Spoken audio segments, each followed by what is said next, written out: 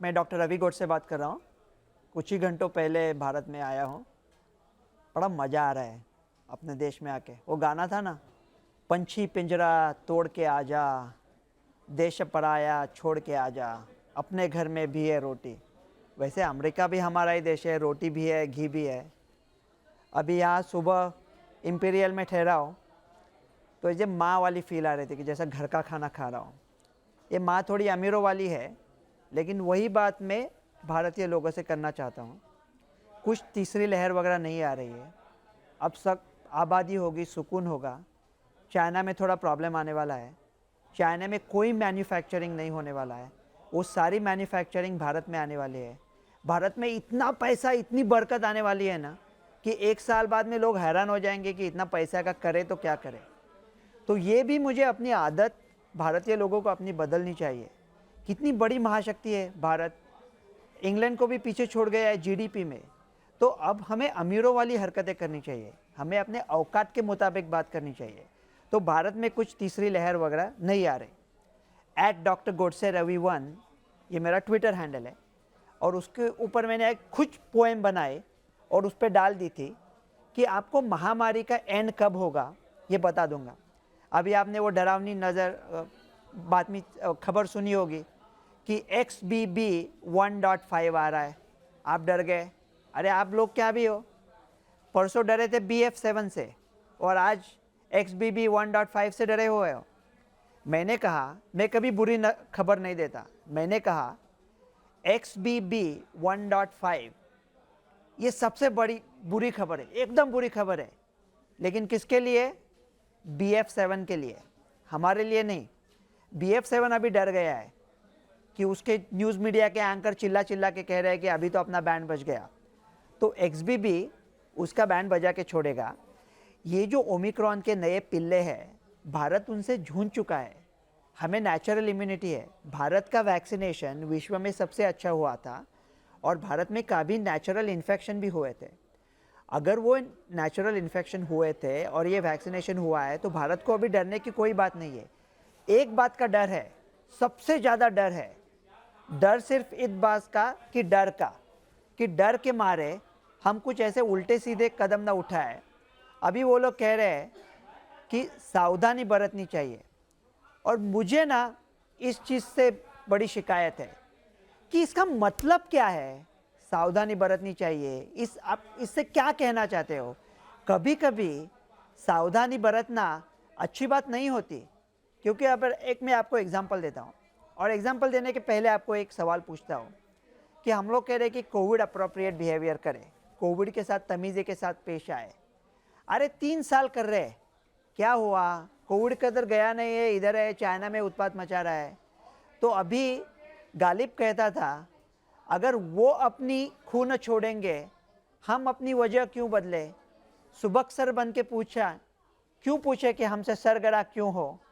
कफस में मुझे रुदा दे चमन, सुनाते न डर हमदम, गिरी है कल जिस पे बिजली, वो मेरा आशिया क्यों हो?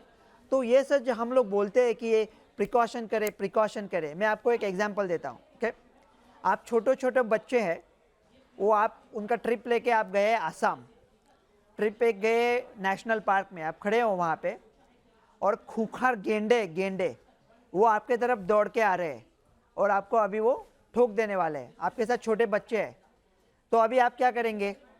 अरे दौड़ो ना, नहीं तो पेड़ के ऊपर चढ़ो, कुछ करो, जल्दी करो, जो करना है जल्दी करो।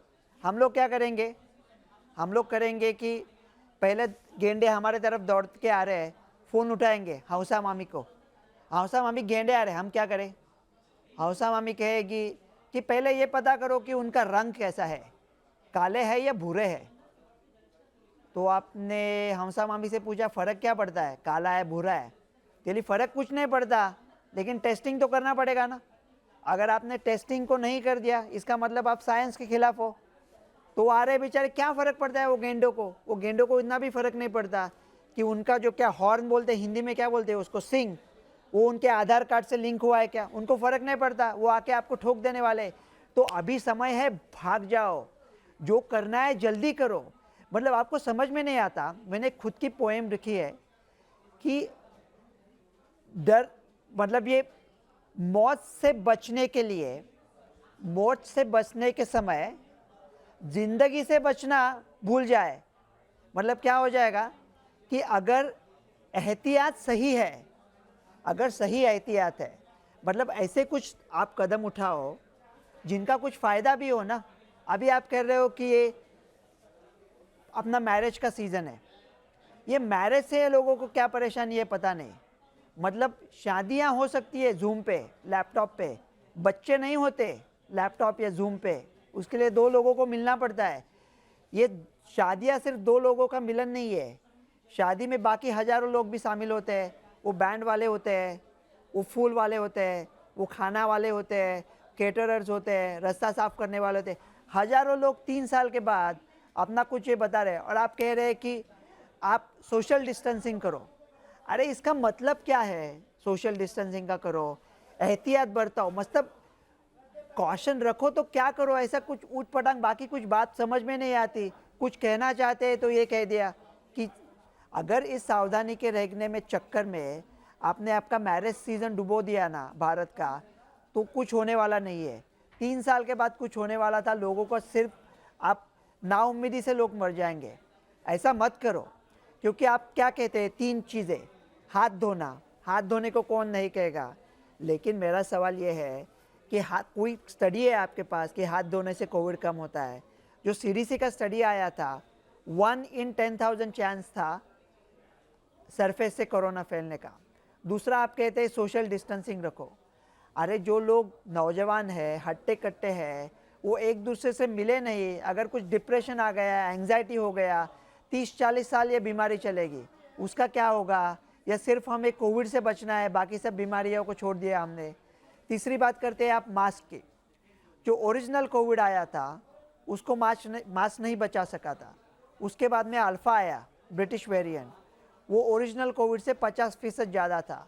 अल्फ़ा के बाद डेल्टा आया, वो अल्फ़ा से 3 या 5 गुना था। उसके बाद में ओमिक्रॉन आया, वो उससे 50 से 60% था। अभी ओमिक्रॉन से ये BF7 आया है, वो अगर ओमिक्रॉन का वैल्यू R है तो BF7 का चाइना में वैल्यू 18 है, तो ओमिक्रॉन से भी 3.5, 3.5 गुना ज़्यादा है। ओरिजिनल कोविड के कंपैरिजन में ये 100 गुना ज़्यादा फैल सकता है। ओरिजिनल कोविड को नहीं रोक पाए मास्क से, इसे मास्क से रोकोगे। और मास्क का क्या है, मास्क नष्ट होने में 400 साल लगते हैं। G20 का लीडरशिप हमारे पास है। प्लास्टिक का थैला लिया तो गवर्नमेंट चालान चला देती थी 500 रुपये का। अभी क्या मास्क के लिए चालान चला है? वो बेचारे गरीब लोग बाहर निकाल रहे थे, उनसे 500 रुपया ले रहे थे। मेरा एक भारतीय जनता से एक दरख्वास्त थी, अगर कोई भारत का नागरिक मास्क डालता है और उसे कोरोना होता है तो क्या वो सरकार के नाम पे 500 रुपये का रिसीट फाड़ सकता है? जिसको मास्क पहनना है उसे पहनने दो, उनका मजाक मत उड़ाओ। लेकिन इस मास्क के वजह से हम अभी कोरोना को रोक नहीं सकते। मैं अभी मास्क पहनता हूँ, खिलाफ नहीं हूँ, लेकिन ऐसा नहीं है कि मास्क के कुछ साइड इफ़ेक्ट भी नहीं है। तो जो ऐसे कदम उठाओ जिससे हमें कुछ फ़ायदा हो, बाकी करके कुछ फ़ायदा नहीं है। तो आप हमें करें तो क्या करें? चाइना में जो हो रहा है वो भारत में नहीं होगा। तो आप कहोगे कि फिर ये पैंडेमिक ख़त्म कब होगा? 1 मिनट में बता देता हूँ। वो बताने के पहले ये बोल देता हूँ कि जो ओमिक्रॉन है अब मामूली हो चुका है। वो गब्बर था, अभी सांबा हो गया, कालिया हो गया। उसके पास ना बंदूक है ना घोड़ा है, लेकिन वो लंग्स में भी नहीं जाता।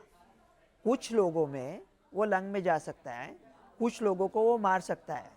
वैक्सीन आपको डिसीज़ से नहीं बचाती, वैक्सीन आपको सीरियस डिसीज़ से बचाती है, लेकिन 100% नहीं बचाती। कुछ लोग मर भी सकते हैं। तो इसलिए अभी हमको जो करना है, 2 लोग के तरह के लोग हैं, लो रिस्क और हाई रिस्क।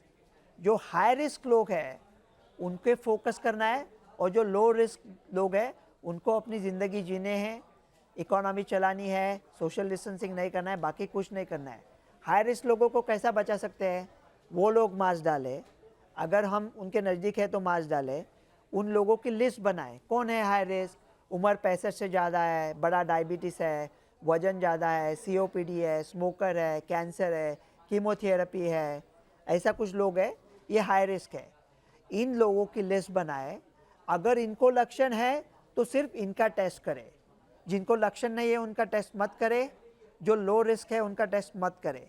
ये भारत पे नौबत ही नहीं आने वाले, मैं ऐसा हवा में बात कर रहा हूँ, ये कुछ होने वाला नहीं है, आप आराम से रहो, भारत में तीसरी लहर नहीं आ रही है। तो अगर ये जो हाई रिस्क बंदे की कोई टेस्ट पॉजिटिव आती है तो 3 दवाई है जो उसे अस्पताल जाने से रोक सकती है। एक है रेमडेसिविर का 3 दिन का प्रोटोकॉल जो वेस्टर्न कंट्रीज़ में चलता है, दूसरी है निर्माट्रेलविर और तीसरी है एनसीट्रेलविर। ये तीनों दवाई का प्रोटोकॉल अपने पास नहीं है। अगर आपके पास ये प्रोटोकॉल नहीं है तो घंटा पेशेंट को, हाई रिस्क पेशेंट को टेस्ट करके फाइंड आउट करके करोगे क्या? टेस्टिंग, ट्रेसिंग, आइसोलेशन विश्व की सबसे बड़े पागलपंती है, ये नहीं होता।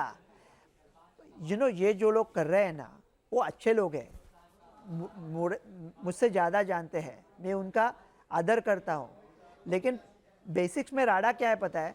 उनको लगता है कि वो सक्सेसफुल है, वो यशस्वी है। अगर वो सक्सेसफुल होते तो 3 साल बाद हम यहाँ नहीं होते। तो अपना पैंतरा चेंज करने के पहले ये चीज़ ज़रूरी है कि हम ये जाने कि हम गलत रास्ते से जा रहे हैं और अपना रास्ता सुधारें।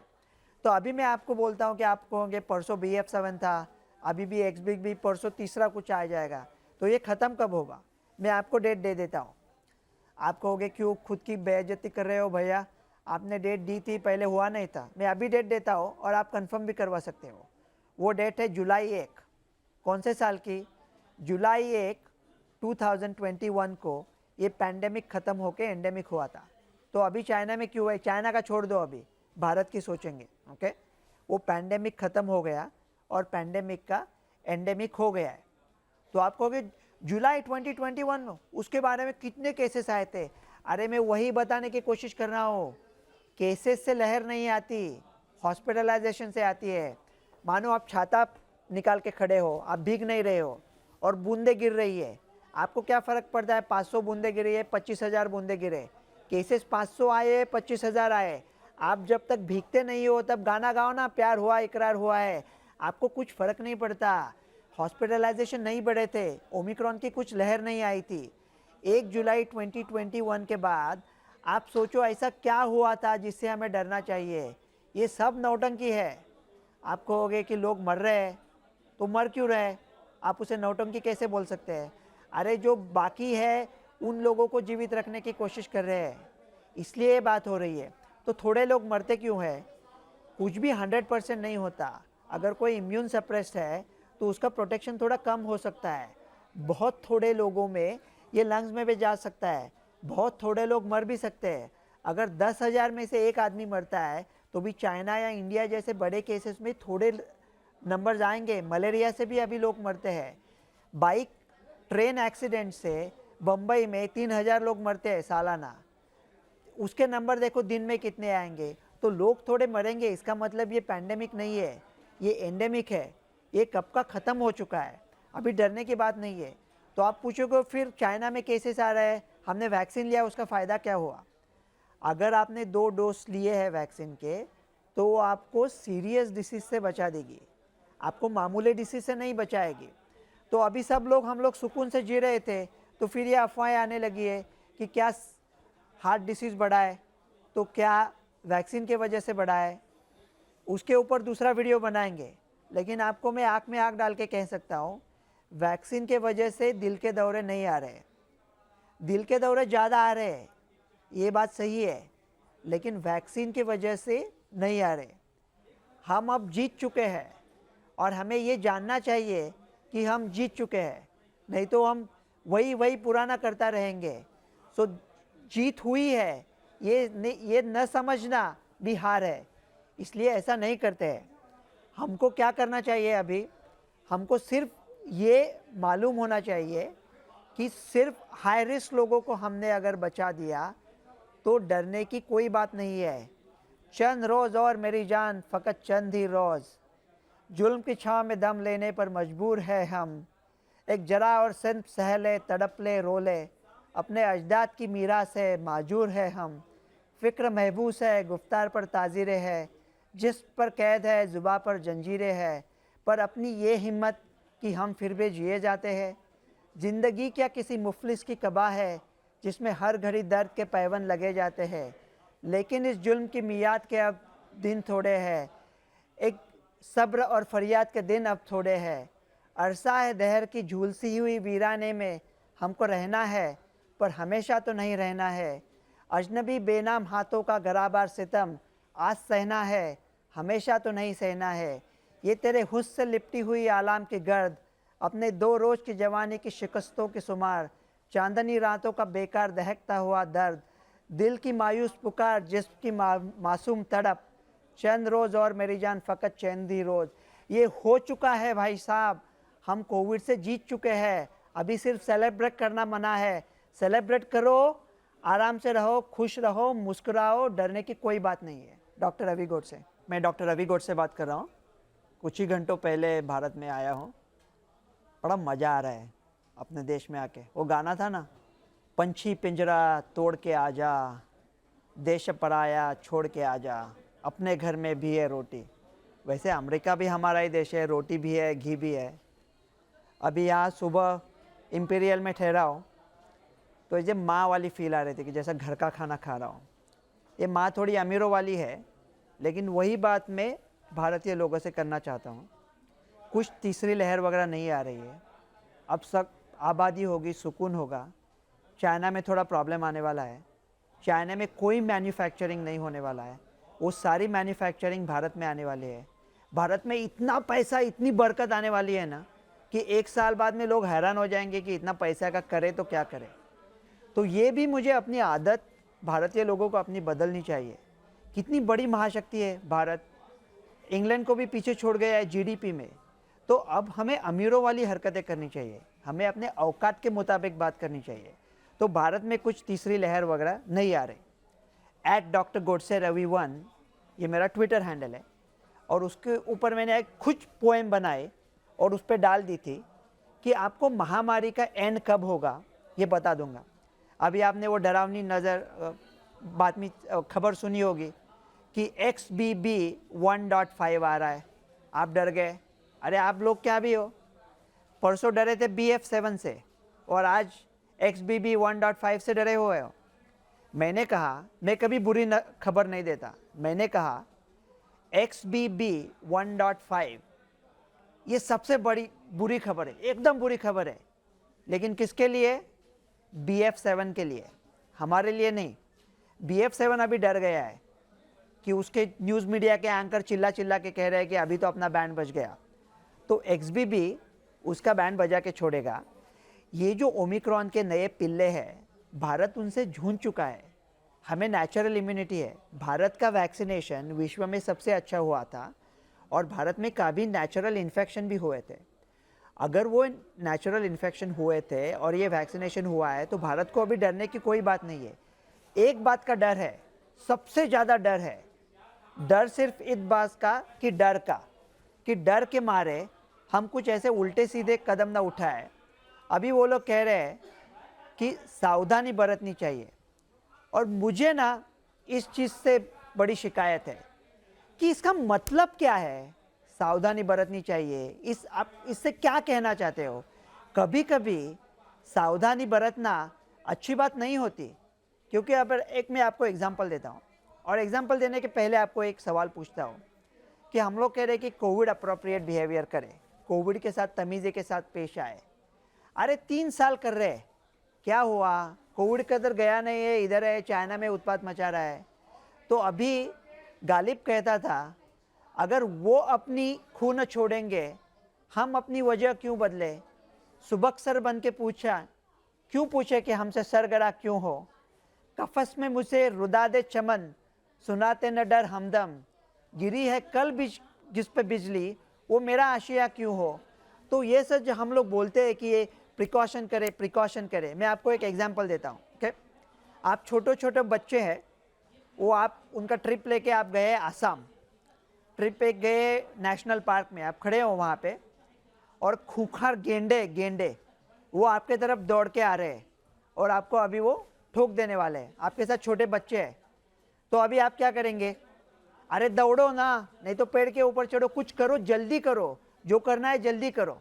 हम लोग क्या करेंगे? हम लोग करेंगे कि पहले गेंडे हमारे तरफ दौड़ के आ रहे हैं, फ़ोन उठाएंगे हौसा मामी को, हौसा मामी गेंडे आ रहे हैं, हम क्या करें? हौसा मामी कहेगी कि पहले ये पता करो कि उनका रंग कैसा है, काले है या भूरे है। तो आपने हमसा मामी से पूछा फ़र्क क्या पड़ता है, काला है भूरा है। चलिए फ़र्क कुछ नहीं पड़ता, लेकिन टेस्टिंग तो करना पड़ेगा ना। अगर आपने टेस्टिंग को नहीं कर दिया, इसका मतलब आप साइंस के खिलाफ हो। तो आ रहे बेचारे, क्या फ़र्क पड़ता है वो गेंडों को इतना भी फ़र्क नहीं पड़ता कि उनका जो क्या हॉर्न बोलते हैं, हिंदी में क्या बोलते हैं उसको, सिंग, वो उनके आधार कार्ड से लिंक हुआ है क्या, उनको फ़र्क नहीं पड़ता। वो आके आपको ठोक देने वाले। तो अभी समय है, भाग जाओ, जो करना है जल्दी करो। मतलब आपको समझ में नहीं आता, मैंने खुद की पोएम लिखी है कि डर, मतलब ये मौत से बचने के लिए, मौत से बचने के समय जिंदगी से बचना भूल जाए। मतलब क्या हो जाएगा कि अगर एहतियात सही है, अगर सही एहतियात है, मतलब ऐसे कुछ आप कदम उठाओ जिनका कुछ फ़ायदा भी हो ना। अभी आप कह रहे हो कि ये अपना मैरिज का सीज़न है, ये मैरिज से लोगों को क्या परेशानी है पता नहीं। मतलब शादियां हो सकती है जूम पे, लैपटॉप पे, बच्चे नहीं होते लैपटॉप या जूम पे, उसके लिए दो लोगों को मिलना पड़ता है। ये शादियां सिर्फ दो लोगों का मिलन नहीं है, शादी में बाकी हज़ारों लोग भी शामिल होते हैं। वो बैंड वाले होते हैं, वो फूल वाले होते हैं, वो खाना वाले होते हैं, केटरर्स होते हैं, रास्ता साफ करने वाले होते हैं।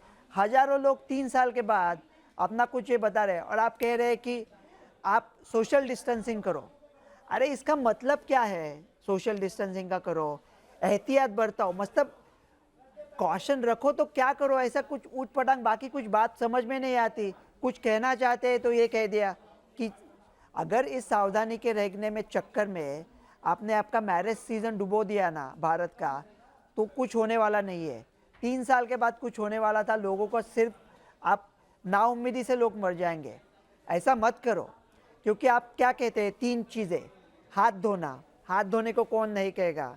लेकिन मेरा सवाल ये है कि हाथ, कोई स्टडी है आपके पास कि हाथ धोने से कोविड कम होता है? जो सीडीसी का स्टडी आया था, 1 in 10,000 चांस था सरफेस से कोरोना फैलने का। दूसरा, आप कहते हैं सोशल डिस्टेंसिंग रखो।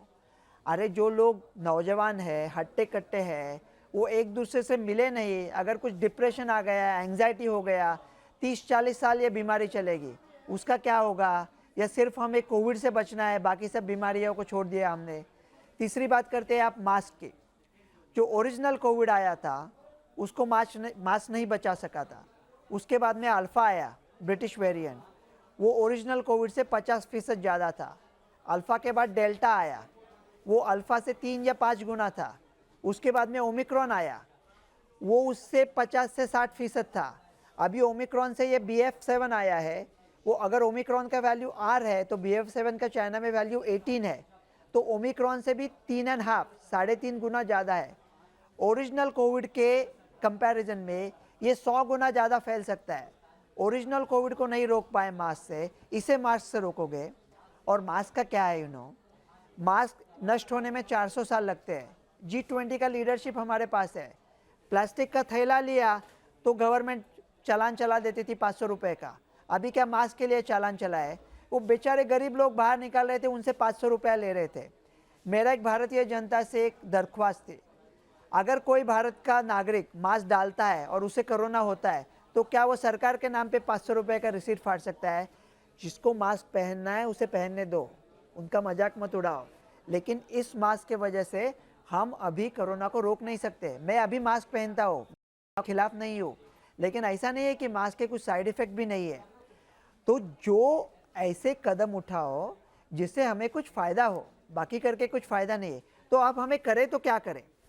चाइना में जो हो रहा है वो भारत में नहीं होगा। तो आप कहोगे कि फिर ये पैंडेमिक ख़त्म कब होगा? 1 मिनट में बता देता हूँ।